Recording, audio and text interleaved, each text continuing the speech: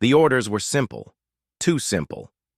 Corporal Elias Trent stared at the encrypted datapad in his hand, the mission parameters glaring up at him in sterile text. Cargo, 2 living specimens. Origin, captured on a frontier world. Classification, Corin. Destination, Broker 7X, Shadowport Z. Status, high value. Special note, do not tamper with merchandise. That last line sickened him more than the rest. Merchandise. They weren't machines, minerals, or raw goods. They were people, and he knew exactly what delivery to Broker 7X meant. Elias wasn't new to ugly work. His years in the Terran Marine Corps had taught him how to kill, how to hold a line, how to bury friends and march on anyway. But since the war's end, soldiers like him had been repurposed into trade enforcement, mercenaries wearing government colors, keeping the galaxy's commerce running. He told himself the jobs were clean, that someone had to keep order. This job was different. The 2 prisoners were brought aboard his freighter by a squad of armored guards. They treated the captives like livestock, shoving them forward, slapping restraints on too tightly. Elias said nothing, but his jaw tightened until it hurt. The widow, Lysera, looked nothing like the reports had described Corin. Where the files spoke clinically of ornamental humanoid phenotype and soft tissue value, Elias saw something else entirely. Her skin shimmered faintly like polished silver beneath the harsh cargo lights, her eyes glowing faintly blue as though lit from within. She wasn't weak. She carried herself with quiet dignity despite the shackles. The way she kept her shoulders straight, chin high, it reminded Elias of officers who refused to break even in defeat. Beside her stood a girl, her daughter. No more than 6 or 7 standard years old, too thin, too pale. She clutched her mother's hand as if it were the last anchor left in the universe. Elias felt his throat tighten. The guards snapped to attention after securing them. "Cargo delivered. Sign off here, Corporal," one of them barked.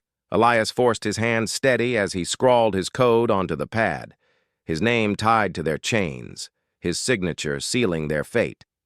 When the guards left, the cargo bay fell silent, but for the hum of the ship's engines. Elias lingered, watching them. Lysera said nothing. She didn't beg, didn't speak, didn't even glare. Her silence was heavier than words could ever be. The girl pressed into her side, eyes wide with terror, though no tears came. She must have cried herself dry before. Elias turned away, forcing himself back to the cockpit. The engines were primed for hyperspace, coordinates locked in. Just another job. Deliver the cargo. Get paid. But as the stars stretched into streaks and the ship leapt into hyperspace, Elias couldn't banish the image from his mind. A mother and daughter locked in chains, waiting to be sold. He tried distracting himself with routine, checking fuel, recalibrating sensors, logging reports, but the silence in the ship gnawed at him.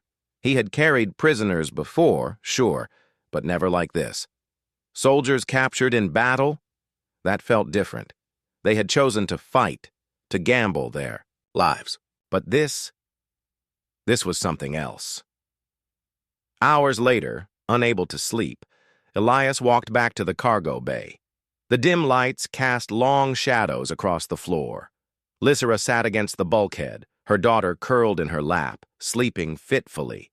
The chains clinked softly with every rise and fall of the girl's breathing. Lysera's eyes met his as he entered. Sharp, unyielding, unreadable. She didn't flinch. Elias swallowed hard, suddenly feeling like an intruder on his own ship. He wanted to speak, to say something, anything, but no words came. He turned and walked away, his boots echoing in the corridor. Back in his quarters, he sat on the edge of his bunk, staring at the datapad. His orders were clear. Deliver them. Collect payment. Forget. But his conscience whispered louder than any. Command. He saw his sister's face. long gone now, when she used to tuck him in as a child. He remembered her lullabies, her hand ruffling his hair when he was scared. The memory bled into the image of the little girl in his cargo hold, clutching. Her mother, like a drowning child, clings to driftwood. For the first time since he had left Earth, Elias Trent questioned the path he was on. He asked himself a dangerous, forbidden question. What right do I have to hand them over? The answer didn't come. Only the hollow thrum of the ship carrying them closer to damnation. The freighter moved steadily through the blue haze of hyperspace, its engines droning like a heartbeat that refused to stop. For Elias, the rhythm was no comfort. Each passing hour carried him closer to the shadow port and the buyers who would take the alien widow and her child. He tried to keep his distance, at least at first. It was easier when the cargo was just numbers on a manifest. But every time he passed the cargo bay door, he imagined the two figures inside, alone, shackled, waiting. The weight in his chest grew heavier with each imagined glance. On the third day he gave in. He told himself it was a duty check, nothing more. Cargo needed monitoring. He keyed open the door, and the smell of recycled air mixed with something faint, like flowers crushed under rain. Lysera was sitting cross-legged against the wall, her daughter Sierra curled tightly against her side. The restraints glinted under the dim overhead lights. Lysera's eyes snapped open the moment he entered. Cold, watchful. She didn't move, didn't speak. Elias stood there awkwardly, suddenly aware of the weight of his sidearm, of how his presence must look to her. He cleared his throat, just checking the restraints, making sure you're stable. Still nothing. No words. Only silence heavy enough to crush him. He crouched beside the restraints and tapped the locks. They were tight, cutting into her wrists. He frowned and loosened them slightly, though he knew the guards who delivered them would have barked at him for it. When he looked up, Lysera was still staring. Not with gratitude, never that, but with something harder to define. Appraisal, maybe, as if she were measuring what kind of man he really was. Over the next few hours, Elias found excuses to return, bringing water first, then rations. Eventually, small extras stolen from his own supply, dried fruit, a strip of protein bread. Lysera never asked for them. Sierra, however, did. The little girl's voice was small but clear the first time she spoke. "Are you going to hurt us?" Elias froze. The words hung in the air like a blade. He had been trained for combat, interrogations, tactics, but not for this. His throat felt dry as dust. Slowly, he shook his head.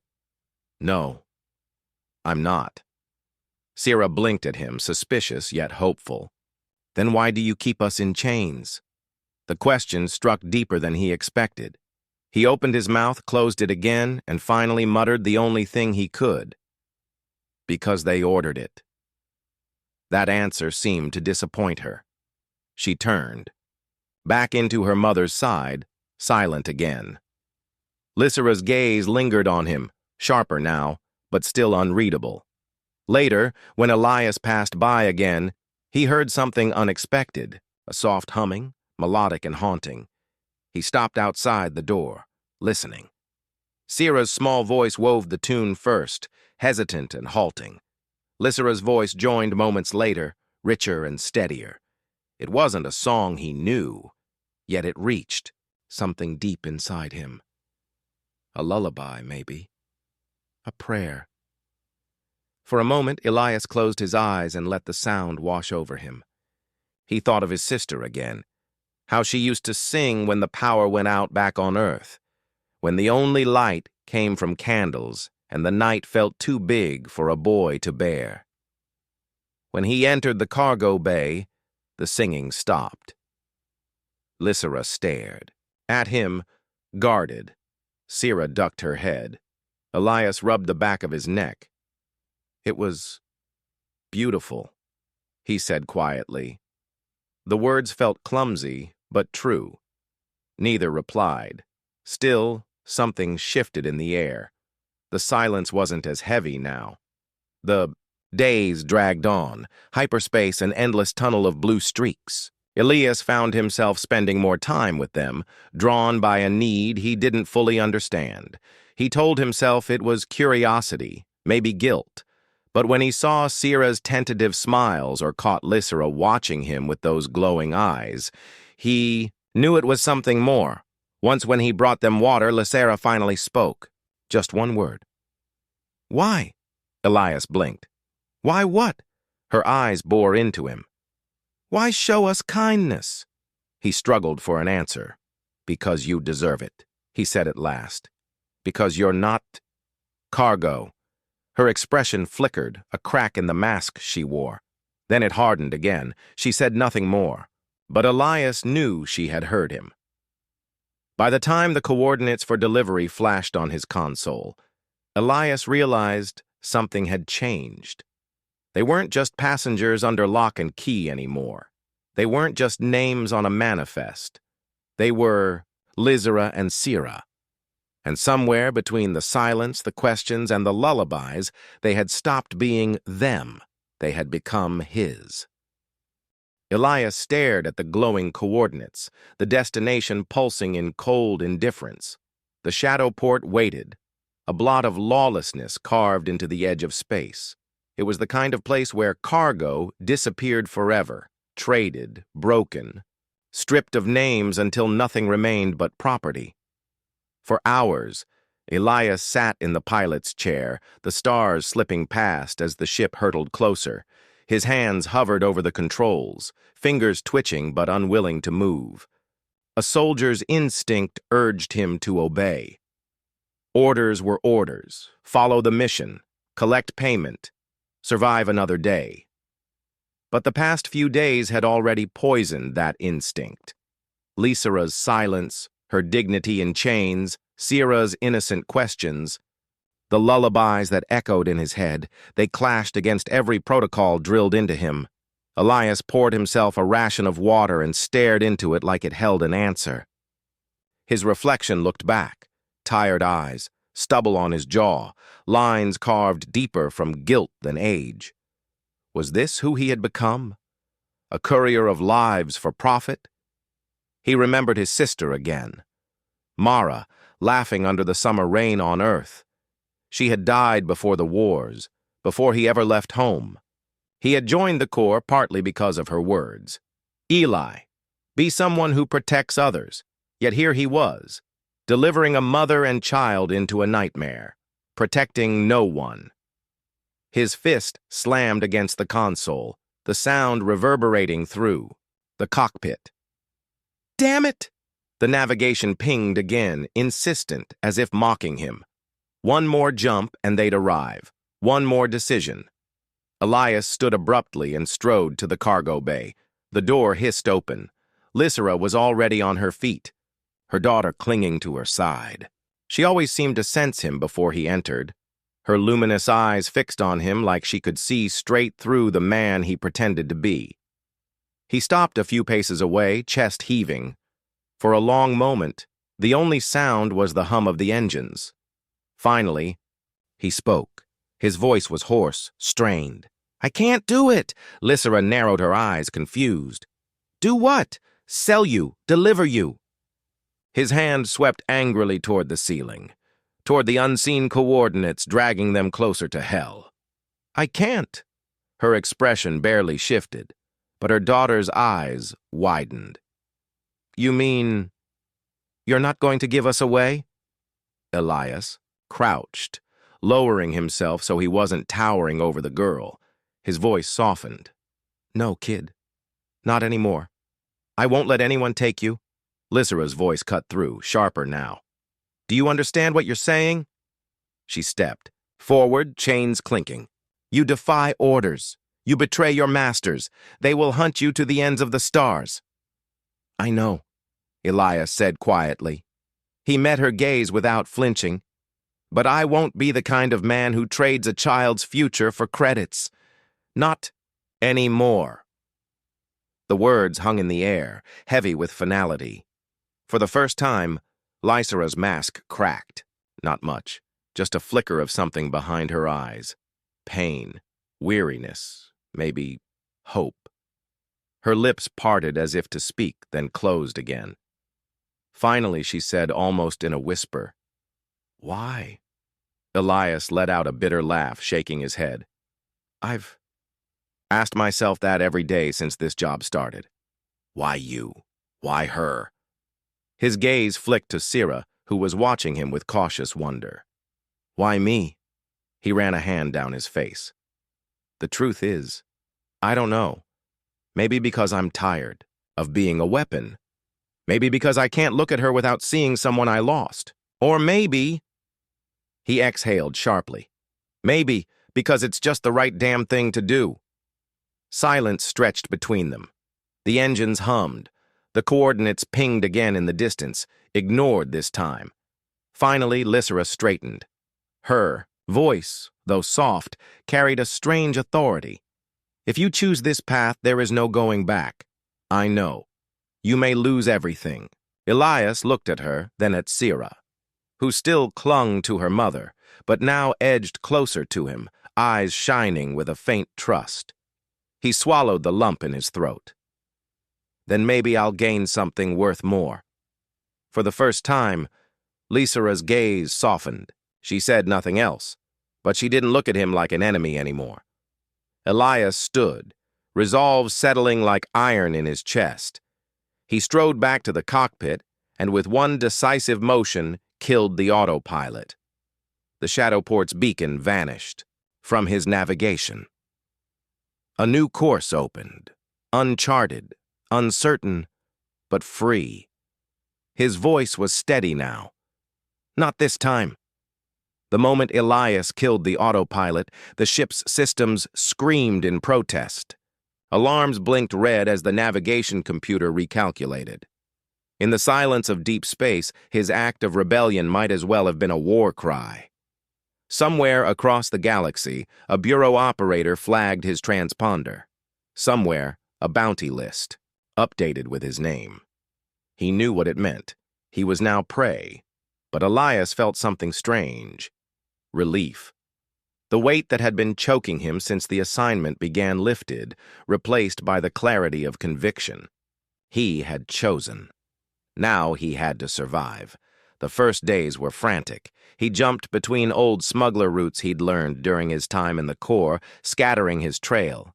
He disabled the transponder, rigged false signals, even altered his ship's engine signature using half-broken hardware salvaged from forgotten battles. Each maneuver bought them time, but not safety. The Bureau's reach was vast, and they would not tolerate betrayal. Already, Elias caught whispers on the comm channels. Deserter, rogue asset, a price on his head. Ships like his, sturdy, fast, enough. But not a warship, were hunted down quickly. Inside the freighter, tension hung like a storm cloud. Lysera said little, but her silence had changed. It wasn't suspicion anymore.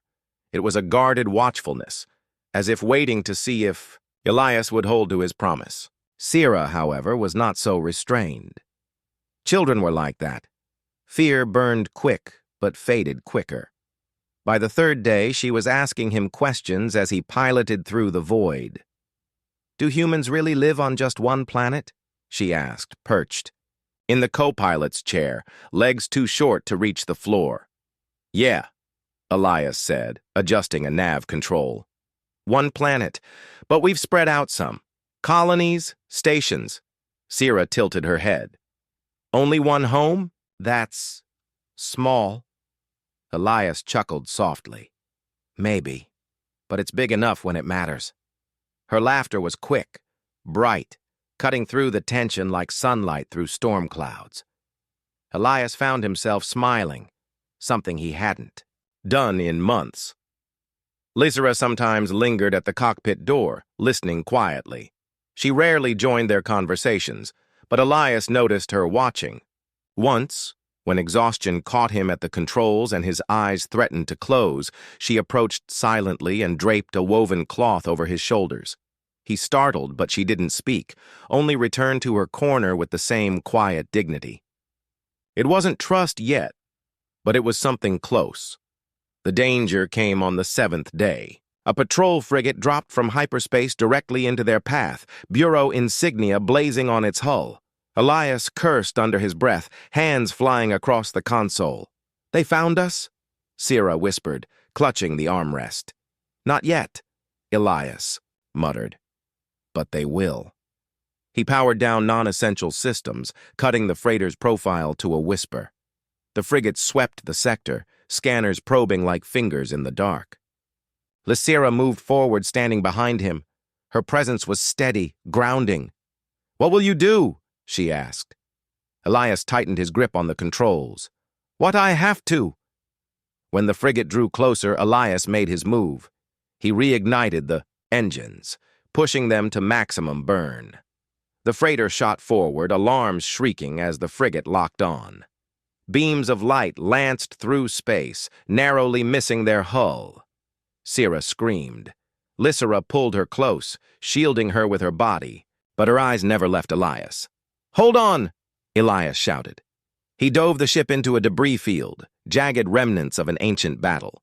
Hull fragments and broken weapons floated like a graveyard, perfect cover if you were reckless enough to use it. The frigate hesitated at the edge, unwilling to risk pursuit in the unstable field. Elias threaded the freighter through twisted metal and shattered plating, engines howling. Every turn was a gamble, every collision a heartbeat away. But when they burst out the other side, the scanners showed empty space. The frigate had given up. Elias let out a ragged breath, his hands trembling on the controls. He turned to find Sierra clinging to Lysera, eyes wide but alive. Lysera met his gaze. For the first time she nodded. Not much, but enough. A silent acknowledgement. "You kept your word." That night, while Elias made repairs, Sierra brought him a handful of wildflowers she had plucked from a hydroponics pod in the cargo hold. "For you," she said shyly. Elias accepted them, his throat tight. "Thanks, kid." Lysera stood behind her, watching silently. But there was something new in her gaze. No longer judgment, but the faintest glimmer of trust. They were fugitives, now hunted by a galaxy that saw them as property and traitor. But in the quiet of that broken ship, among makeshift repairs and a child's laughter, Elias realized something profound. He wasn't just running anymore. He was carrying them toward something better, toward freedom, toward home. The mess hall was different that night, not because the walls had changed or because the lights glowed any softer, they hadn't, but because whispers had turned into silence, and silence had turned into something heavier, something expectant. Every alien cadet who had once smirked at Lyra's trembling hands or at her empty plate now found themselves staring, not at her frailty, but at the way she walked beside Ethan. The human's stride was easy, natural. His tray balanced in one hand, the other holding a simple ration pack he had promised her. Lyra moved carefully, her steps still hesitant, but her head no longer bent low. She wasn't trying to disappear anymore. She walked like someone who had been seen.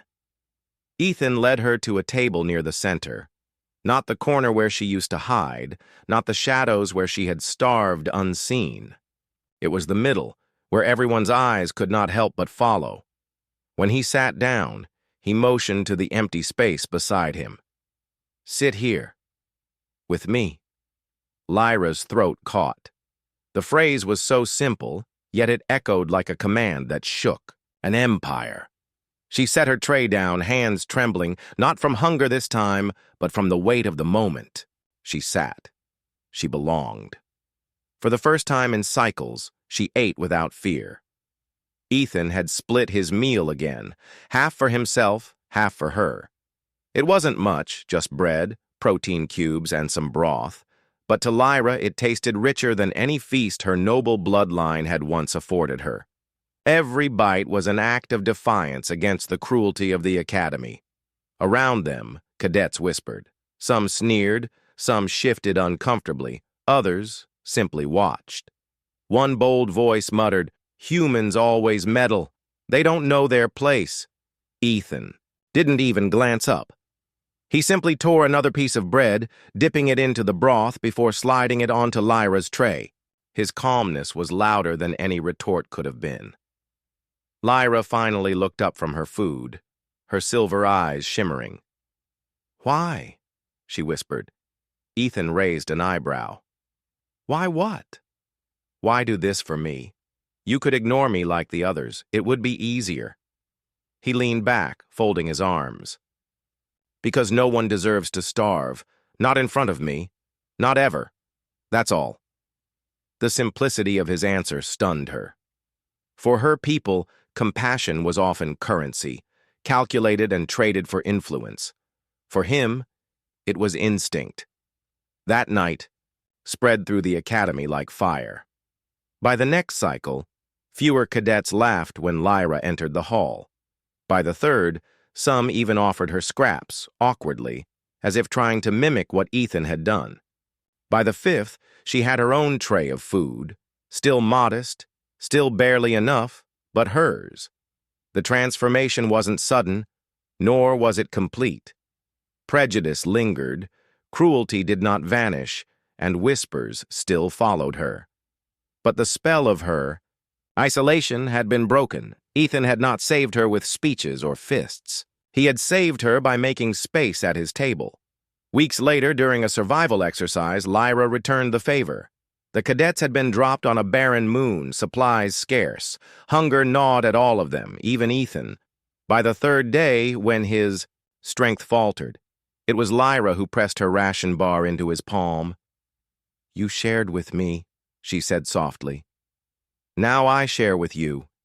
Ethan's grin was tired but warm. "Guess that makes us even." Lyra shook her head. "Not even.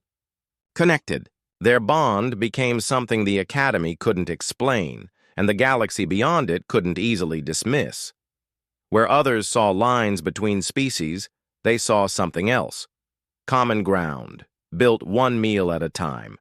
Years later, when both stood, not as cadets but as officers of the fleet, stories of their friendship spread far beyond the Academy walls. Some called it legend, others dismissed it as rumor, but those who had seen it knew the truth. A single act of kindness had reshaped more than one life. At every council table, whenever aliens debated humanity's place in the stars, Ethan and Lyra sat side by side. And though battles would come, though wars would rage, there was always this memory between them. The night an alien girl had been left to starve, and the human who said, "Come eat with me."